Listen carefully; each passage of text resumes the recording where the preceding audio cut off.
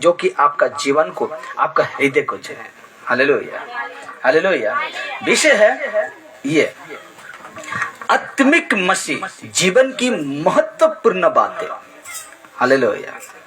आत्मिक जीवन जो मसीह व्यक्ति कहते हैं ना, उनके लिए महत्वपूर्ण बातें जो मैं अभी रखूंगा।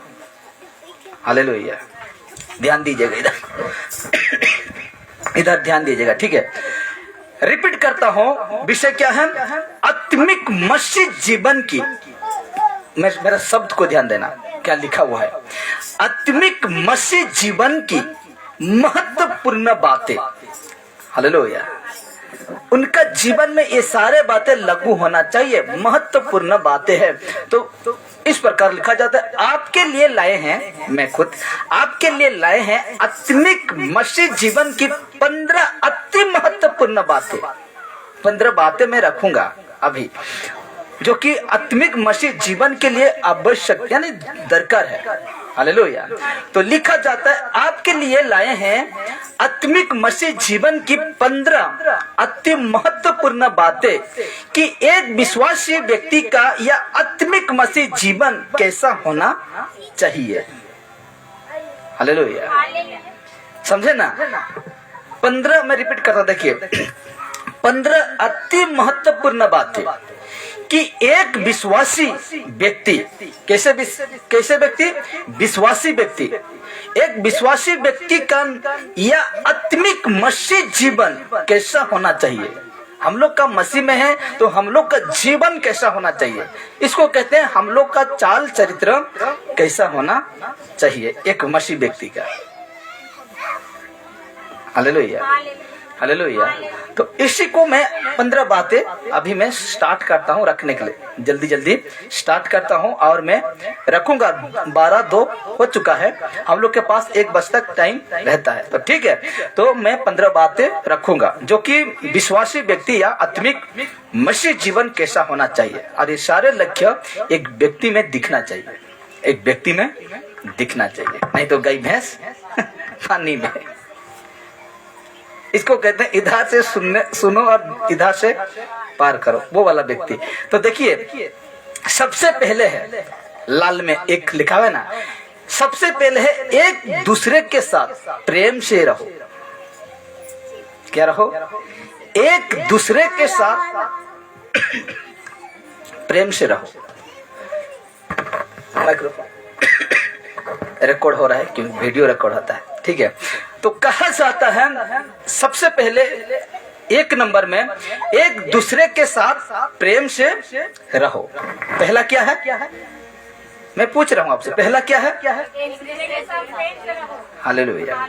तो देखिए लिखा जाता है ठीक नीचे काला काला में दिखा जाता है, यीशु मसीह के संतान के रूप में हम सभी एक ही परिवार हैं। जो यीशु के ऊपर विश्वास करते हैं ना, जो यीशु को अपना जीवन देते हैं, वो हम एक ही क्या होते हैं? परिवार होते हैं, एक परिवार होते हैं। और कहता है, और हमें ये बुलाहट मिली है कि हमें हर जगह प्रभु के प्रेम को दिखाना है, हर जगह। मैं पिछले बुधवार को प्रचार किया था कि लोग क्या कहते हैं, प्रभु यीशु प्रेम है, हम सब कोई प्रेम से रहेंगे, है कि नहीं? यीशु का प्रेम को देखे, कभी गुस्सा देखे हैं यीशु का? कभी क्रोध देखे हैं कि नहीं? दूसरा तरफ प्रेम करने वाला है, दूसरा तरफ क्रोध रखने वाला भी परमेश्वर है, जलन रखने वाला परमेश्वर है। हालेलुया। हम लोग का झुंड में, बड़े ध्यान से सुनिएगा, हम लोग का झुंड में इस कलीसिया में रहकर वो गलती करते रहेगा, उसको प्रेम करेंगे, उसको या डांटेंगे। तो जो गलत करता है उसको डांटो, उसको उल्हाना दो, उसको चिताओ, उसको समझाओ। ये नहीं कि वो गलत करते रहते हैं आप प्रेम कर रहे हैं, क्योंकि परमेश्वर प्रेम करने का है, हो गो नहीं प्रभु हो गो, आराम से वो करते जाएगा क्योंकि अच्छा कहता है। हमको डांटना है कि ये गलत है, जो आत्मिक बातों में जो गलत करते हैं उसको डांटना है। हालेलुया। तो इसीलिए कहता है पहला एक दूसरे के साथ प्रेम से रहो। यीशु मसीह के संतान के रूप में हम सभी एक ही परिवार हैं। हम जितने यीशु को विश्वास करते हैं ना, हम सब एक ही परिवार में, और एक दिन हम एकजुट होंगे। एक दिन हम एक ही परिवार, एक ही साथ रहेंगे और इस लक्ष्य को देखेंगे उस दिन जब यीशु हम सबको लेने आएंगे। तो कहता है और हमें ये बुलाहट मिली है कि हमें हर जगह प्रभु के प्रेम को दिखाना है। देखिए, और हमें ये बुलाहट, मतलब लाल को पढ़ते हैं क्योंकि हम इसको देख चुके हैं। जैसे कि हमारे प्रभु यीशु मसीह ने हमसे प्रेम किया है। कौन प्रेम किया है? प्रभु यीशु मसीह ने मनुष्यों को क्या किया? प्रेम किया। तो मैं वचन रखता हूं यहां से, पहला यूहन्ना 4 उसका 7 और 8 को रखेंगे। तो इस प्रकार लिखा जाता है, लेखक यूहन्ना इस प्रकार लिखता है, हे प्रियो हम आपस में प्रेम रखें। ये लेखक लिख रहा है। ये लेखक कौन है? यूहन्ना है, जिसका नाम यूहन्ना है। पहला यूहन्ना यानी पहला पत्री लिखता है यूहन्ना, और यही लिखता है पहला यूहन्ना 4 का 7 कहता है, हे प्रियो हम आपस में प्रेम रखें। हम आपस में प्रेम रखें क्योंकि प्रेम परमेश्वर से है। किससे है प्रेम? परमेश्वर से प्रेम है, और जो कोई प्रेम करता है वो परमेश्वर से जन्मा है। जो कोई प्रेम करता है वो परमेश्वर से जन्मा है। हम सब कोई परमेश्वर से जन्मे हैं।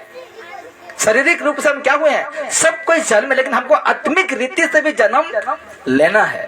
तो कहता है जो कोई प्रेम करता है वो परमेश्वर से जन्मा है और परमेश्वर को जानता है। परमेश्वर को जानता है। तो हम क्या सोचेंगे अभी इसमें? क्या कहा? जो कोई परमेश्वर से प्रेम करता है वो परमेश्वर से जन्मा है। हाँ कि नहीं?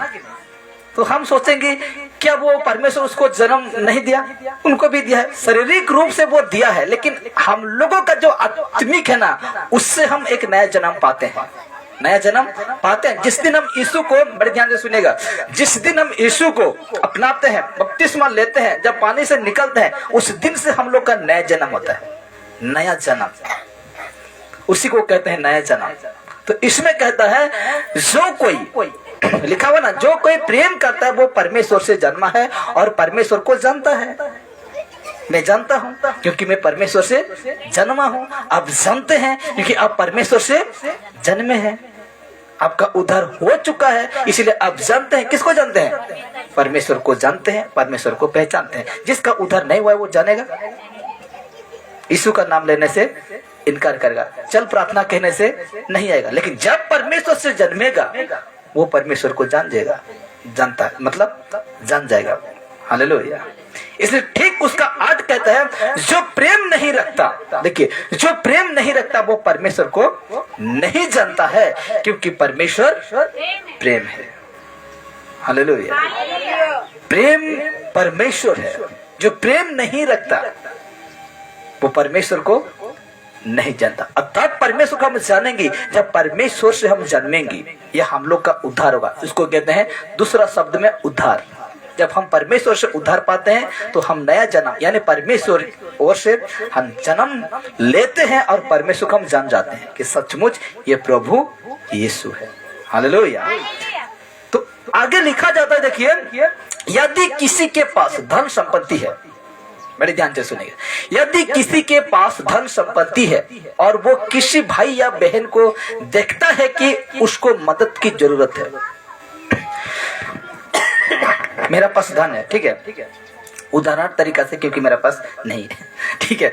तो यदि किसी के पास धन संपत्ति है, बहुत है, परमेश्वर तुम्हें आशीष किया है, धन संपत्ति में आशीष किया है, और वो किसी भाई या बहन को देखता है, वो जिसके पास धन संपत्ति है देखता है उसको मदद की जरूरत है, किसी तरह की मदद की उसको क्या है जरूरत है, लेकिन उन पर कोई दया नहीं करता। लाल में देखिए, उसके पास है, किसके पास? उस व्यक्ति का पास है, और किसको देखता है कि वो भाई बहन या परिवार को कुछ मदद की जरूरत है, उसके पास है, लिखा हुआ है ना, उसके पास है, लेकिन उन पर कोई दया नहीं करता। रह कर भी, देख कर भी दुखों को कोई दया नहीं करता। ऐसे व्यक्ति के अंदर परमेश्वर का प्रेम कैसे हो सकता है? Question mark. हो सकता है? हो सकता है? मैं पूछ रहा हूं आपसे, ऐसे व्यक्ति देखकर भी वो उसके प्रति दया नहीं है, क्या ऐसे व्यक्ति के प्रति परमेश्वर का प्रेम हो सकता है? नहीं हो सकता, नहीं हो सकता। Hallelujah, hallelujah. मैं बड़े ध्यान से सुनिएगा। मैं रोड से जब निकला एक दिन, तो एक परिवार सब्जी बनाने के लिए, ठीक है, सब्जी बनाने के लिए उसके पास तेल नहीं, और मैं गुजर रहा हूं उसी रास्ता।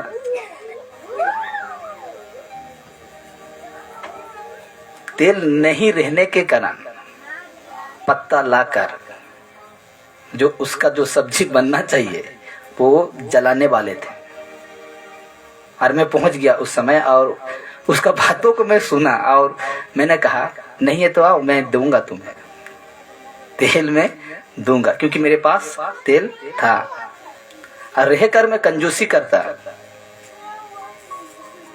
तो अब जानते हैं। तो वो माँ आया और इतना बड़ा जैसे कि बाजार में 20 रुपया का डिब्बा होगा, 20 या 25 रुपया का डिब्बा होगा, उसमें मैं भर कर दिया उसे, और 1 हफ्ता खाया। और कहता है अब दिए ने उसको 1 हफ्ता चल गया हम लोग का। Hallelujah, hallelujah. तो यदि हम मसीह हैं, हम जानते हैं, तो हमें वो व्यक्ति के लिए क्या करना है? देना है। हालेलुया। उनको जरूरत हो रहा है, और आपके पास से बहुत आशीष परमेश्वर क्या है, ऐसे व्यक्ति को देखते हैं तो आपको देना है। ऐसे व्यक्ति हम देखकर के दबा, ये तो मोर दुश्मन है कहते कि नहीं, के पच रहा है तो मेरा दुश्मन है, के खेत बातार बाहर ने गोरु खाई दे बेटा, ठीक है। हालेलुया। नहीं मेरे प्यार, हम लोग का चाल चरित्र अलग ही रहना चाहिए उनसे। हम लोग का चाल चरित्र कैसा रहना है? अलग रहना है, उनसे अलग रहना है। इसीलिए कहता है ऐसे व्यक्ति के अंदर परमेश्वर का प्रेम कैसे हो सकता है? यदि परमेश्वर का प्रेम हम में है तो हम देंगे उसे। हालेलुया। क्या लिखा गया है? यदि किसी के पास धन संपत्ति है, मैंने क्या लिखा? धन संपत्ति है, नहीं है मैं नहीं कह रहा हूं, है, और वो किसी भाई या बहन को देखता है कि उसको मदद की जरूरत है, मदद की सहायता की जरूरत है, तो लेकिन उन पर कोई दया नहीं करता, देखकर भी ऐसे व्यक्ति, तो ऐसे व्यक्ति के अंदर परमेश्वर का प्रेम हो सकता है? नहीं हो सकता है। यदि परमेश्वर का प्रेम हम में है तो हम दें उसे। प्रेम रहेगा तो हम अवश्य देंगे। हेल्प करेंगे कि नहीं? अवश्य करेंगे। प्रेम नहीं रहेगा तो करेंगे हेल्प? नहीं करेंगे, नहीं करेंगे। इसलिए हमें परमेश्वर का प्रेम है तो हमें उसको क्या करना है? देना है, देना है। आगे देखिए, दूसरा नंबर, पहला था, दूसरा है, दूसरा क्या है? देखिए, दूसरा है एक दूसरे को स्वीकार करें। पहला है हमें प्रेम से परिवार के साथ, अड़ोस पड़ोस के साथ, हर एक लोगों में हमको प्रेम से रहना है। तो दूसरा क्या है? एक दूसरे को स्वीकार करें। दूसरा क्या है? दूसरा क्या है? हालेलुया। एक दूसरे को स्वीकार करें। और ये क्या है? मैं ये जो 2 नंबर का लास्ट में कनेक्ट करूंगा। तो कहता है किसी को स्वीकार करने के द्वारा हम उसके जीवन में बदलाव ला सकते हैं। अगर मैं किसी को स्वीकार करता हूं, स्वीकार का मतलब क्या है मैं ये भी बताऊंगा, ठीक है। देखिए, किसी को स्वीकार करने के द्वारा हम उसके जीवन में बदलाव ला सकते हैं, बदलाव ला सकते हैं। हम उससे प्रेम करने लगेंगे, एक व्यक्ति को हम लोग की तरफ खींच कर लाने के लिए कोशिश करेंगे, तो वो बदलाव होगा कि उसका जीवन बदलाव लाएंगे। जब आप उसको प्रेम करेंगे तब ना आएगा, नहीं तो आएगा वो नहीं आएगा। इसलिए कहता है दूसरा क्या है? एक दूसरे को स्वीकार करें। किसी को स्वीकार करने के द्वारा हम उसके जीवन में बदलाव ला सकते हैं। क्या ला सकते हैं? बदलाव ला सकते हैं। इसीलिए कहता है, इसमें देखिए लाल में, यीशु ने उन लोगों को भी स्वीकार किया जिन्हें सभी लोगों ने नजरअंदाज कर दिया था या घृणा की थी। यीशु को उसको भी यीशु क्या किया? स्वीकार किया। जिस यीशु को लोग घृणा करते थे, जिस यीशु को लोग अस्वीकार करते थे, उससे भी यीशु क्या किया? स्वीकार, यानी प्रेम किया। उससे भी यीशु स्वीकार किया या प्रेम किया। तो वचन कहाँ है? यूहन्ना रचित सुसमाचार 17 उसका 23 में कहता है, मैं उनमें और तू मुझ में। हालेलुया। क्या लिखा गया है? यूहन्ना 17 का 23 में, मैं उनमें और तू मुझ में, कि वे सिद्ध होकर एक हो जाए। यीशु क्या कह रहे हैं? परमेश्वर से क्या कह रहा है? मैं उनमें, यानी यीशु हम में और तू मुझ में। ये तीन है ना, ये हम है। हम में कौन है? यीशु। ये यीशु है। यीशु में कौन है? परमेश्वर। ये परमेश्वर में। तो कहता है, मैं उनमें और तू मुझ में, कि वे सिद्ध होकर, वो सिद्ध होकर एक हो जाएं, एक हो जाएं, स्वीकार करें, एक हो जाएं, और जगत जाने की तू ही ने मुझे भेजा, और जैसा तूने मुझसे प्रेम रखा वैसा ही उनसे प्रेम रखा। जैसा ये बहुत अद्भुत बात है। कोई गौर किया कि नहीं? यहाँ से देखिए, और जैसा तूने मुझसे प्रेम किया, प्रेम रखा, वैसा पूरा सेम, जैसे यीशु को जब संसार में भेजा था परमेश्वर, जैसा परमेश्वर ने यीशु को प्रेम किया, वैसा का मतलब है सेम। उनसे प्रेम रखा। तो हमने भी प्रेम जैसा रखा परमेश्वर, वैसे यीशु को पूरा सेम, ना इधर ना उधर, थोड़ा सा भी नहीं। 1 किलो का बटकरा जब तराजू में देंगे, जो जैसा सेम होता है ना, वैसे सेम मनुष्य को, और जब यीशु जब संसार में थे वैसा प्रेम किया। कौन प्रेम किया? कौन प्रेम किया? यहाँ स्पष्ट लिखा हुआ है कि नहीं? परमेश्वर ने प्रेम किया। यहाँ कहा, और जैसा तूने मुझसे प्रेम रखा। हालेलुया। परमेश्वर से कह रहा है। कौन कह रहा है? यीशु कह रहा है, जैसा तूने मुझसे प्रेम रखा वैसा ही उनसे कौन है? हमसे प्रेम रखा, परमेश्वर। हालेलुया। और मत्ती यीशु समाचार 9 उसका निकल कर उसका 11 को पढ़ दीजिए। मत्ती यीशु समाचार 9 उसका 11 को पढ़िए, और उससे हम आगे बढ़ेंगे। ठीक है। इस प्रकार लिखा जाता है, इस जगह में मैं पढ़ता हूं, इसमें लिखा जाता है, मत्ती यीशु समाचार 9 उसका 11 में कहता है, ये देखकर फरीसी ने उसके चेलों से कहा, तुम्हारा गुरु महसूल लेने वालों और पापियों के साथ क्यों खाता है? जब मत्ती को जब परमेश्वर का बेटा यीशु ने बुलाया, तो भजन करने बैठे थे एक घर में। तो जब भजन करने के वक्त में यीशु जब बैठा था, महसूल लेने वाला, यानी जो टैक्स कटने वाला, चुंगी लेने वाला, पापियों के साथ यीशु नसरीत बैठकर क्या कर रहे थे? भजन कर रहे थे। तो उसको देखकर ये लोग कहते हैं कि तुम लोग का गुरु जो है, चेले को कहते हैं, तुम लोग का गुरु है महसूल लेने वाला, यानी पापी के साथ कैसे बैठ सकता है? कैसे वो खाना कर सकता है? ऐसे वो चेले को, वो फारिसी जो थे, वो व्यक्ति लोग कह रहे हैं यीशु को, मतलब चेले को कह रहे हैं कि कैसे कर सकता है ये? इसको कहते हैं, देखिए, अरे वो तो छोटा जात, एक बड़ा जात है, और छोटा जात के साथ बैठकर कैसे खा सकता है?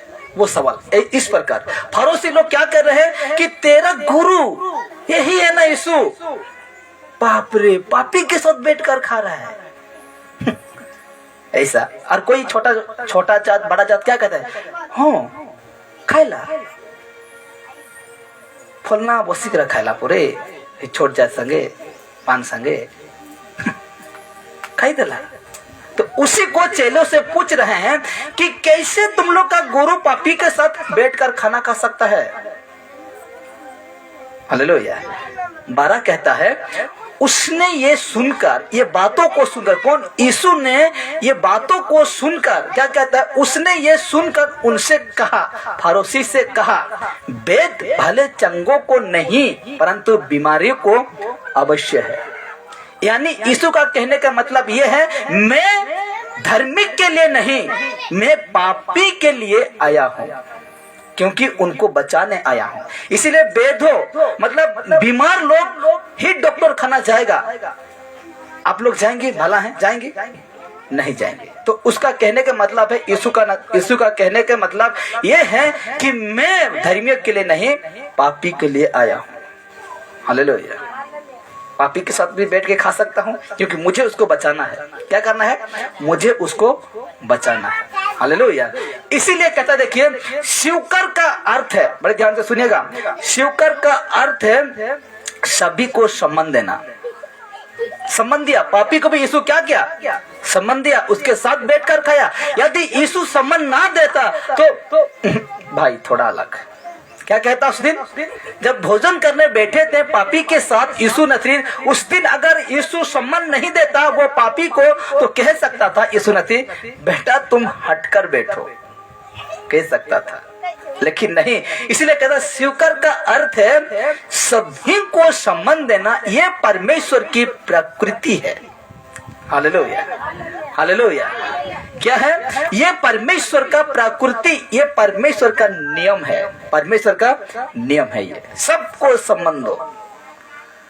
पापी है, परमेश्वर ने पापी को भी प्रेम किया, तो हम क्या चीज है?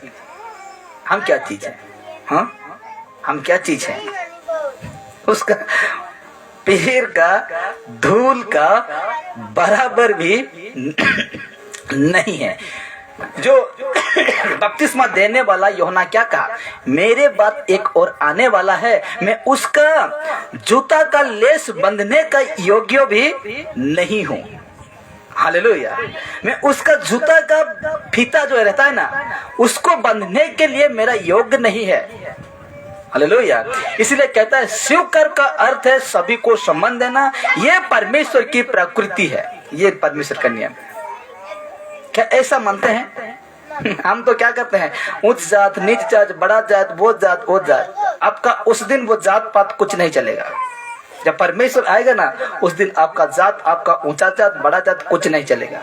इसलिए तो परमेश्वर कहा, पहला ही हम देखें कि सबसे हम प्रेम रखेंगे, इसको हम डर के रहेंगे, तो हम एक परिवार हो पाएंगे? हो पाएंगे? बिल्कुल नहीं, बिल्कुल होने नहीं पाएंगे। ये डर अगर किसी का जीवन में, तो हम एक परिवार होकर परमेश्वर के साथ रहने नहीं पाएंगे, और हम कट हो जाएंगे। उस दिन हम लोग का जीवन का पुस्तक से नाम नहीं होगा, हटा दिया जाएगा। हालेलुया।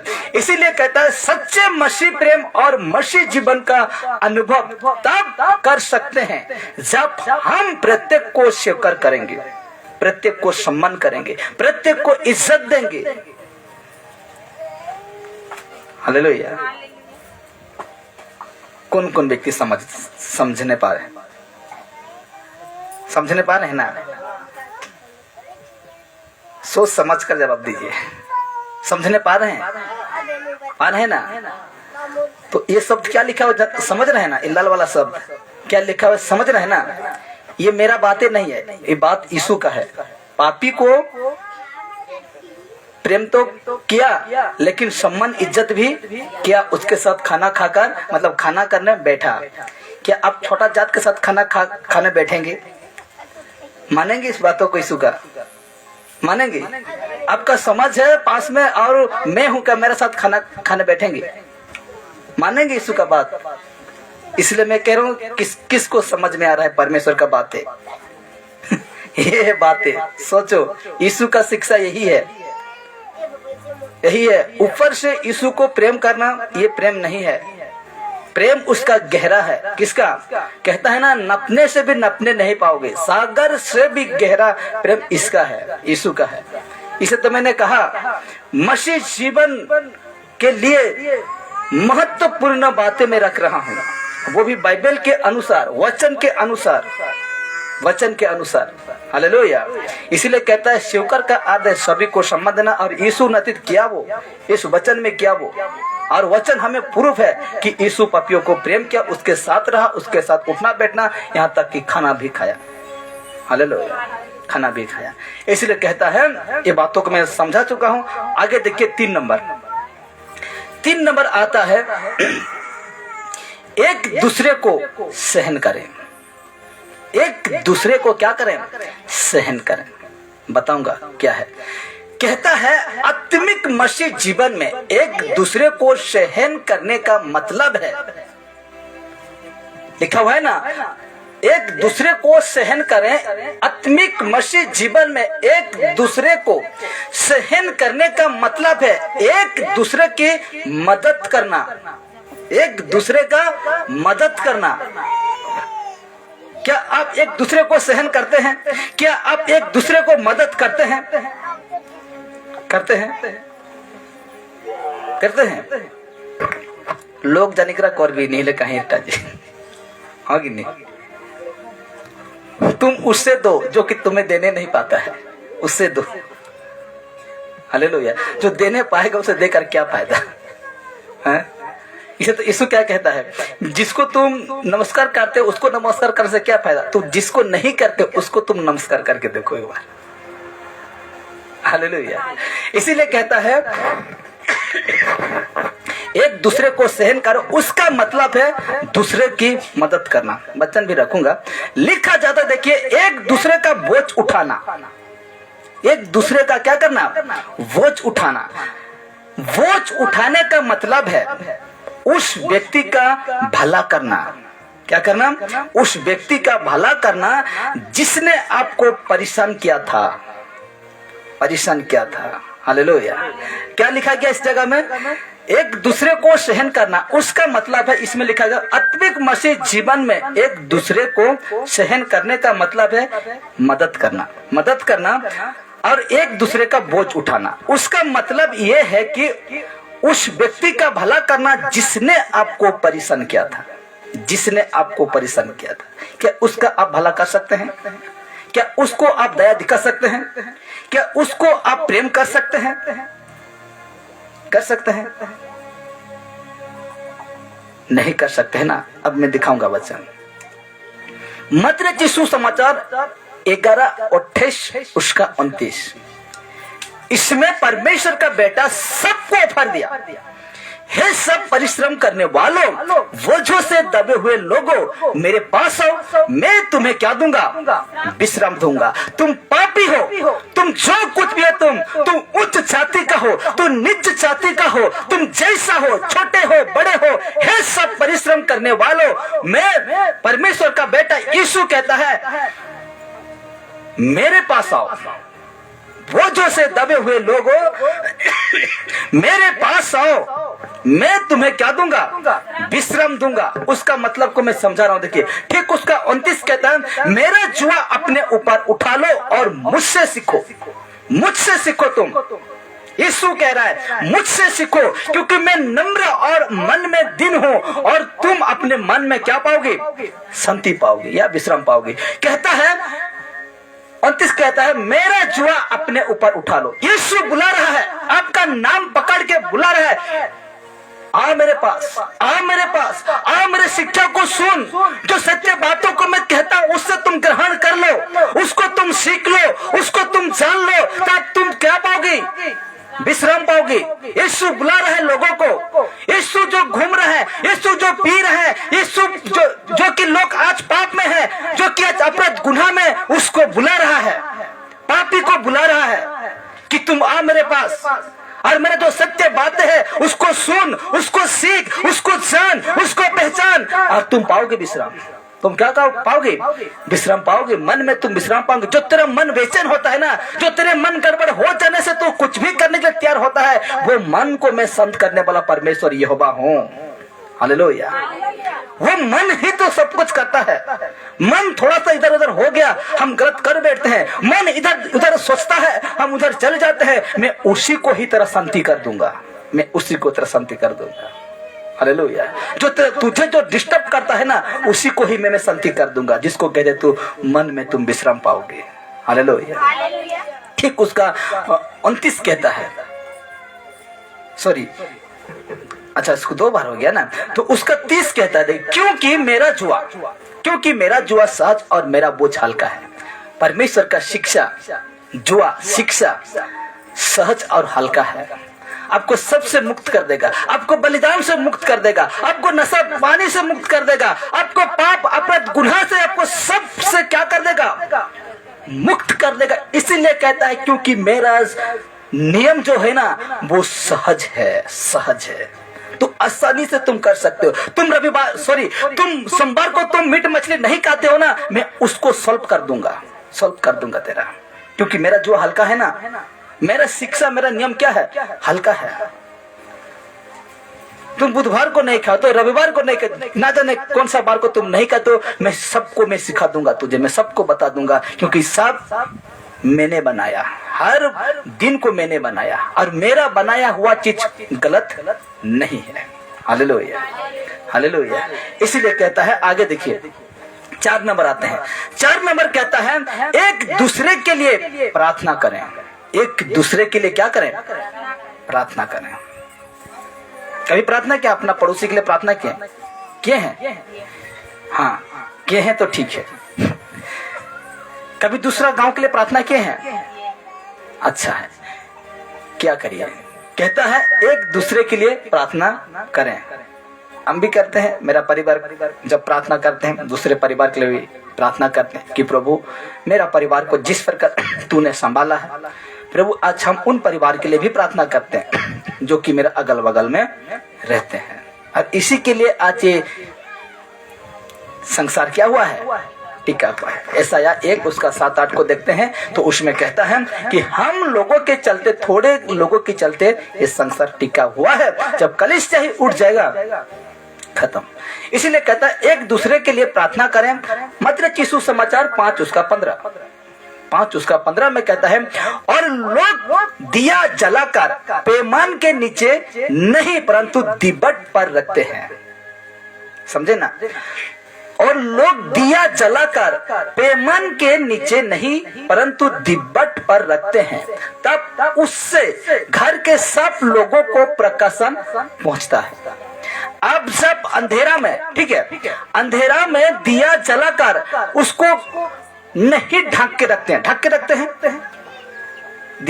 सोच लीजिए आपका घर से करंट चला गया, तो जब दिया या कैंडल जलाते हैं तो उसको जलाकर एक कुछ ढक देते हैं उसको। कौन ढकते हैं? नहीं ढकते हैं ना। अब उसको ऐसा जगह में रखते हैं कि वो कैंडल आपका रूम को क्या दे, रोशनी दे, उजाला दे।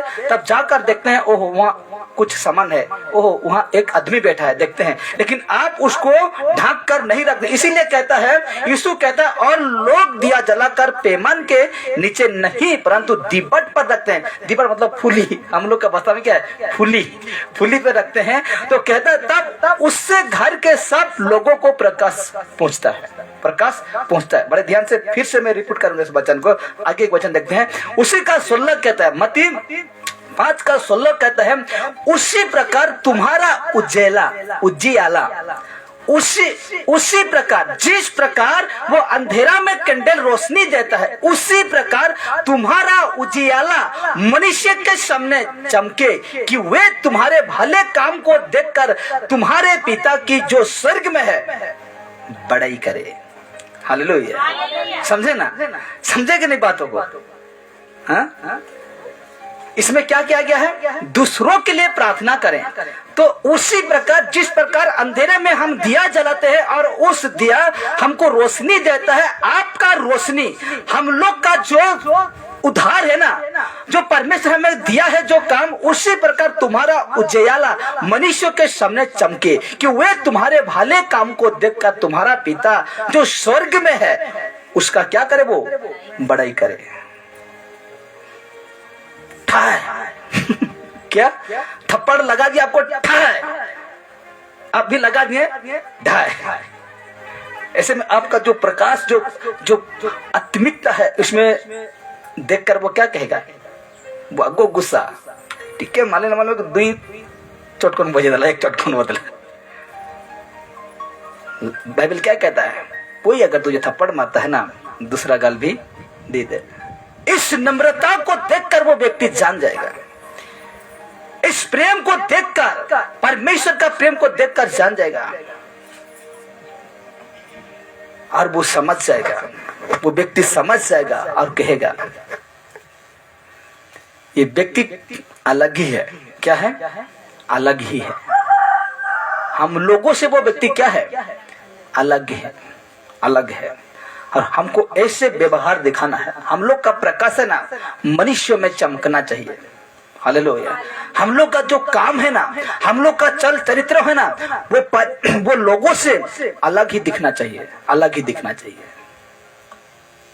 अलग दिखना चाहिए। इसीलिए देखिए, जितना, बड़े ध्यान से सुनिएगा, जितना किसी मनुष्य को सांस लेने के लिए ऑक्सीजन महत्वपूर्ण है, उसी तरह एक आत्मिक मसीह जीवन के लिए प्रार्थना भी जरूरी है। समझे ना? हमको जिंदा रहने के लिए ये सांस जरूरी है। क्या है? ऑक्सीजन जरूरी है। उसी तरह एक आत्मिक मसीह जीवन के लिए प्रार्थना जरूरी है। मेरे प्यारे, आपको जिंदा रहने के लिए क्या चाहिए? सांस। 2 दिन भी नहीं खाएंगे लेकिन सांस चलते रहेगा तो जिंदा रह जाएंगे। लेकिन 2 दिन खा के भी सांस नहीं चलेगा तो मनुष्य क्या जाएगा? मर जाए, खत्म हो जाएगा। तो कहते हैं सांस लेने के लिए हमको जितना जरूरी है ना, उतना हम मसीह लोगों के लिए प्रार्थना करने के लिए जरूरी है। प्रार्थना करने के लिए ना जाने प्रार्थना विनती करते हैं कि नहीं घर में। सिर्फ रविवार को आते हैं, यहाँ से सुनते हैं, वहां पार करते हैं, आप गुटे रविवार जी भी, हाँ कि नहीं? जितना हमको जिंदा रहने के लिए इस सांस, जिसको कहते हैं हवा, ऑक्सीजन, उतना जरूरी है। चलता फिरता होने के लिए उतना हम आत्मिक जीवन के लिए प्रार्थना का जरूरी है। हालेलुया। प्रार्थना का जरूरी है। हम प्रार्थना क्यों करते हैं? मैं पूछ रहा हूं, और उत्तर लिखा हुआ है। हम प्रार्थना क्यों करते हैं? हम प्रार्थना क्यों करते हैं? यहाँ लिखा हुआ है, ये वाला कलर में लिख दिया हूं मैं। हम प्रार्थना क्यों करते हैं? पूछ रहा हूं, क्वेश्चन मार्क है। हम प्रार्थना क्यों करते हैं? हम इसलिए प्रार्थना करते हैं क्योंकि कोई हमारा सुनता है, कोई हमारा सुनता है। हम प्रार्थना क्यों करते हैं? हम प्रार्थना इसलिए प्रार्थना करते हैं कि कोई हमारा सुनता है। वो प्रार्थना क्या करता है? कोई सुनता है, और कोई नहीं है, वो प्रभु यीशु है। इसीलिए कहता है परमेश्वर हमारी प्रार्थना सुनते हैं और हमारी आवश्यकता को पूरा करते हैं। हालेलुया। हम प्रार्थना क्यों करते हैं? प्रार्थना हम लोग का क्या होता है? सुनाई जाता है। अगर हम प्रार्थना सुनाई नहीं जाएगा तो हम प्रार्थना करेंगे? बिल्कुल नहीं करेंगे। इसलिए तो लोग पत्थर में गिड़गिड़ाते, इसलिए तुलसी पेड़, इसीलिए केला का पेड़, इसीलिए पीपल का पेड़, इसीलिए ना जाने क्या क्या पेड़, उसमें प्रार्थना करते हैं। पेड़ का भी प्रार्थना सुनेगा, आवाज सुनेगा, कुत्ता बिल्ली ये सब सुन लेगा, है कि नहीं? लेकिन पेड़ पौधा पत्थर क्या सुनते हैं? नहीं सुनेंगे। हालेलुया। हम इसीलिए प्रार्थना करते हैं कि कोई हमारा प्रार्थना सुनता है। और देखिए, हम अकेले रहते हैं कि हम बात करते रहते हैं। हम सोच लीजिए, अब अकेले ही बजर गए हैं तो अब बात करते ही चलते चलते जाते हैं। कैसे रहते हैं? चुपचाप। क्यों चुपचाप रहते हैं? चुपचाप क्यों रहते हैं? क्योंकि आपका आवाज को सुनने वाला कोई और दूसरा व्यक्ति नहीं है, इसलिए आप क्या रहते हैं? चुपचाप रहते हैं। हालेलुया। जब आपके साथ और एक व्यक्ति रहता है तो आप क्या राहुल क्लब तक जा रहे हैं, आप दोस्त हैं, और ऐसा होकर जाएंगे क्या? कैसे करते जाएंगे? बातचीत करते जाएंगे, क्योंकि आपका आवाज को सुनने वाला कोई है, आपका दोस्त है। इसीलिए कहता है हम प्रार्थना क्यों करते हैं? प्रार्थना इसलिए करते हैं कि हमारा सुनने वाला कोई है, और वो कोई नहीं है, वो परमेश्वर पिता है, यीशु मसीह है। इसलिए देखिए, प्रार्थना से ही पता चलता है कि, बड़े ध्यान से, प्रार्थना से ही पता चलता है कि हम परमेश्वर पर भरोसा करते हैं और विश्वास करते हैं। क्यों प्रार्थना करते हैं? इसी से हमको पता चलता है कि हम किसके ऊपर भरोसा करते हैं? परमेश्वर के ऊपर, और विश्वास उसी के ऊपर करते हैं, प्रार्थना से ही। क्यों? क्योंकि हम डेली प्रार्थना करते हैं। क्यों प्रार्थना करते हैं? क्योंकि भरोसा है किसके ऊपर? परमेश्वर के ऊपर। विश्वास है किसके ऊपर? परमेश्वर के ऊपर। इसीलिए हम रात को प्रार्थना करते हैं, सुबह प्रार्थना करते हैं, दोपहर को प्रार्थना करते हैं, जैसे आपको समय मिलता है वैसे प्रार्थना करते हैं। इसीलिए प्रार्थना करते हैं कि भरोसा है, आपके अंदर भरोसा है परमेश्वर के प्रति, इसलिए आप क्या करते हैं? प्रार्थना विनती करते हैं। इसलिए लिखा जाता है हमें प्रार्थना में मजबूत बनने के लिए, ये बहुत अद्भुत बात है, कहता है हमें प्रार्थना में मजबूत बनने के लिए प्रार्थना करना चाहिए। क्या करना चाहिए? प्रार्थना करना चाहिए और पवित्र शास्त्र बाइबल के अनुसार प्रार्थना करना चाहिए। बाइबल के अनुसार प्रार्थना करना चाहिए, क्योंकि बाइबल कहता है, पहला यूहन्ना 5 उसका 14 कहता है प्रार्थना मेरा मर्जी के अनुसार होना चाहिए। यीशु क्या कहता है? प्रार्थना मेरा मर्जी के अनुसार होना चाहिए। अगर उससे उनका मर्जी के अनुसार अगर हम प्रार्थना नहीं करते हैं तो आपका प्रार्थना नहीं सुनाई जाएगा, बिल्कुल नहीं। इसीलिए कहता है हमें मजबूत होने के लिए, हमें प्रार्थना में मजबूत बनने के लिए प्रार्थना करना चाहिए और पवित्र शास्त्र जिसको कहते हैं बाइबल के अनुसार प्रार्थना करना चाहिए। बाइबल के अनुसार, बाइबल में जैसा है वैसे हमको प्रार्थना करना चाहिए। इसलिए 5 आ गए। 5 नंबर में लिखा जाता है एक दूसरे के साथ एकजुट रहें। एक दूसरे के साथ एकजुट रहें। क्या लिखा हुआ है 5 नंबर में? मैंने क्या कहा? 5 नंबर क्या है? 5 नंबर क्या है? सबका हलवा ढीला, टाइट होना चाहिए, ढीला हो गया, हाँ कि नहीं? सबका हलवा टाइट होना चाहिए सुन के, लेकिन ढीला हो जा रहा है। ढीले क्यों पड़ रहा है? टाइट रहो ना, हलवा टाइट करो, कमर कसो। लिखा जाता है एक दूसरे के साथ एकजुट रहें। एकजुट रहें, उसका अर्थ को बता देखिए। एकजुट का अर्थ है बिना किसी असमानता और भेदभाव के व्यवहार करना। हालेलुया। कुछ भेदभाव नहीं, सम्मान इज्जत के साथ भेदभाव के व्यवहार करना, मतलब ऐसा नहीं होना चाहिए। फूट जिसको कहते हैं वैसा नहीं करना चाहिए। एकजुट के साथ एक दूसरे के साथ एकजुट रहें। तो लिखा जाता है हमें एक दूसरे के साथ एक होने की आवश्यकता है। हम एक दूसरे के साथ एक होने की आवश्यकता है। इसके लिए हमें पहले परमेश्वर के साथ एक होना जरूरी है। एकजुट होने के लिए ना, इसके लिए जिसको कहते हैं संगति कहते हैं, इसके लिए हमें पहले परमेश्वर के साथ एक होना जरूरी है। हमें प्रेम से रहना है तो पहले हमें परमेश्वर के साथ रहना सीखिए। उसके बाद कहता है, देखिए आगे, प्रभु यीशु ने भी यही प्रार्थना की थी कि उसके चेले एक मन रहे। उसके चेले कैसे रहे? एक मन रहे। इन चेलों 12 चेले में से एक तो खत्म हुआ, उसको छोड़ दीजिए। एक 12 चेले में से फूट ना डाल, मतलब फूट ना पड़े, भेदभाव ना हो। इसीलिए कहता है प्रभु यीशु ने भी प्रार्थना की थी कि उसके चेले एक मन रहे और एकजुट रहे। एकता में ही बड़ी समर्थ है। एकता में ही बड़ी समर्थ है। Hallelujah, hallelujah. हमें जब संगति में है तो हम सुरक्षित, मतलब समर्थ, ताकतवर हैं। इस संगति से हम थोड़ा सा अलग हो जाएंगे ना, आपको कुत्ता जिसको कहते हैं भेड़िया, आपको क्या कर सकता है? पकड़ सकता है। भेड़ को देखना, झुंड में रहते हैं तो ठीक है, अगर झुंड से एक भी भेड़ अलग हो जाता है तो उसको कुत्ता क्या करता है?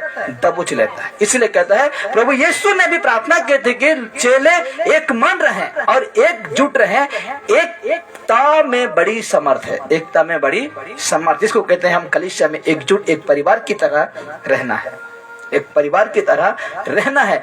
जो लोग विश्वास नहीं, बड़े ध्यान से सुनिएगा, देखिए, जो लोग विश्वासी नहीं है वे लोग भी एकता में रहकर बहुत बड़े काम कर लेते हैं। एकता में रहकर क्या कर लेते हैं? बहुत बड़े काम कर लेते हैं। इसका मतलब क्या जानते हैं ना? बड़े ध्यान से सुनिएगा, जो लोग विश्वासी नहीं है विश्वासी नहीं है, वे लोग भी एकता में रहकर बहुत बड़े काम कर लेते हैं। क्या कर लेते हैं? बहुत बड़े काम कर लेते हैं। काम क्या है? एकता में रहकर उसका मन परिवर्तन हो जाता है। हालेलुया। वो यीशु को ग्रहण कर लेता है। कहाँ रहकर? एकता, झुंड में रहकर वो भी क्या कर लेता है कि बहुत बड़े काम कर लेता है। यानी वो विश्वासी नहीं है, लिखा हुआ है ना, विश्वासी नहीं है, लेकिन एक साथ रहकर 1 मास रहा, 2 मास, 3 मास, 4 मास, ऐसा करते करते उसका मन क्या गया? परिवर्तन हो गया। हालेलुया। इसको कहते हैं एकता में बहुत सामर्थ है, ताकत है।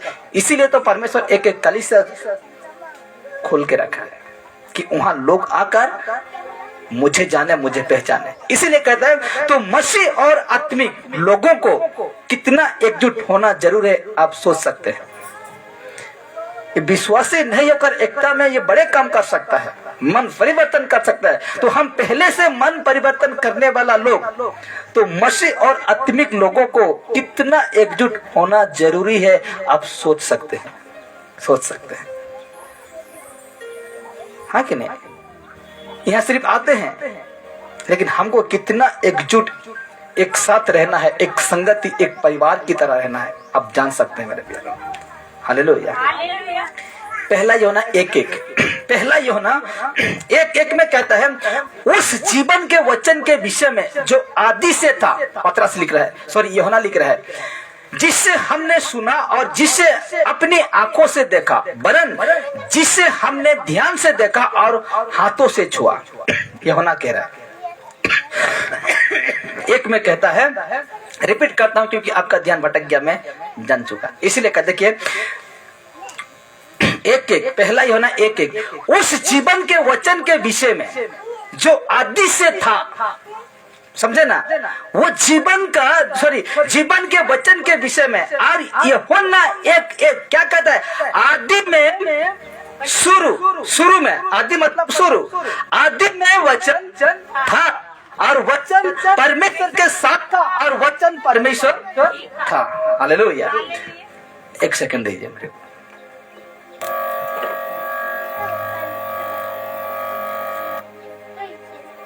Check check check check check check.